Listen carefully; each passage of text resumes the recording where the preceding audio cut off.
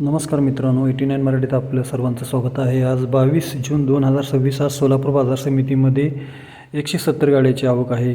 महाराष्ट्रात 20 जून रोजी सर्वाधिक आवक ही पिंपळगाव बसवंत येथे होती. त्या ठिकाणी 1800 रुपये इतका सरासरी भाव मिळालेला आहे. तर सोलापूर बाजार समितीमध्ये 20 तारखेला 16,736 क्विंटल इतकी आवक होती. त्या ठिकाणी 1500 रुपये असा दर मिळालेला आहे. खरं तर कालच केंद्र सरकारनं 80 रुपयेचा हमीभाव वाढवून सध्या 1730 रुपये इतका हमीभाव केलेला आहे. कारण नाफेडनं जी खरेदी चालू केली आहे त्या ठिकाणी कुठेच शेतकऱ्यांचा प्रतिसाद मिळत नसल्याने केंद्र सरकार आता हळूहळू रांगत 1730पर्यंत आलेलं आहे. त्याचा काही परिणाम आगामी काळामध्ये बाजारपेठेमध्ये होईल का हे आता पाहावयाचं आहे.